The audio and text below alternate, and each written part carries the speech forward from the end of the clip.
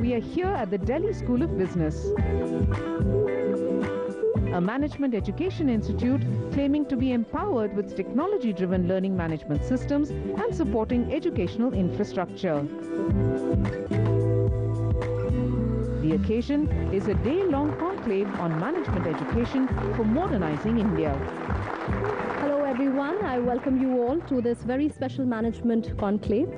Delhi School of Business presents Management Education for Modernizing India.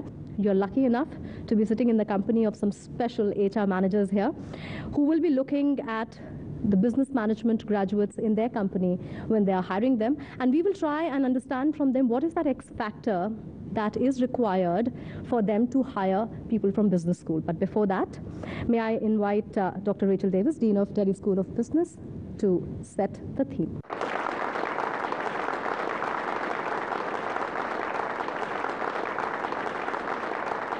Good afternoon, everybody.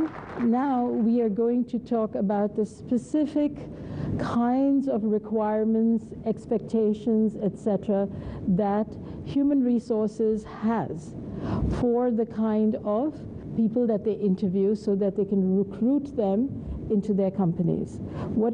It's not just about what is lacking, it's about how their experiences have panned out as to what has worked as well as what has not worked out. Thank you, ma'am. May I first welcome all our guests. Mr. Rajiv Bhadoria, Director, Group HR, Jindal Steel Private Limited. Ms. Sharmeen Khalid, Executive Vice President, HR, Naukri.com. Mr. Sunil Goel, MD, Global Hunt, India. And your very own Dr. Rachel Davis. Sunil, if I can ask you, we have students from various business schools that may be coming to you. When you meet freshers, and as you mentioned, you already know that they have academically succeeded and they have achieved these many marks, or they come from this background. Do you then give more weightage to the personality, or do you give more weightage to academia? Not necessary that every CXO in an organization or every functional heads only comes from IIMs or ISB or any such, or MIT or any institutions, right? The assessment comes on the job when the people start working, start getting into a day-to-day activity, and how do they excel. It's not like that today if I'm going to pass out from this, I'll get a manager chair and only assigning right to authority and the right to go and do that. So let's be on the ground very, very realistically. Once you get into any organization, first 1 year, 2 years, and 3 years is only and only learning. Believe me, even any largest FMCG companies hires the people, top rankers from even IIMs and so on. They've been sent to the sales job for first 6 months and 1 year to know the ground realities, right? If they don't know the ground reality, how will you do the strategic job sitting back at office? So it's very, very important that you should have acceptability to do a certain job.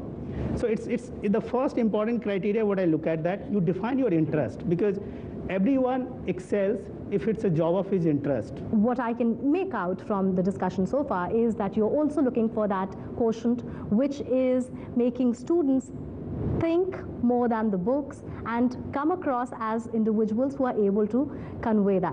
Sunil, when you are interacting with somebody who is from a business school, from the faculty point of view or management, what do you tell them? What are you looking at from looking at freshers? I mean, what are the things that you tell them, okay, these are the things that I want, please give me only those students? One is that what you have ready and what all fit to my bucket. That becomes, whatever fits into your, game plan.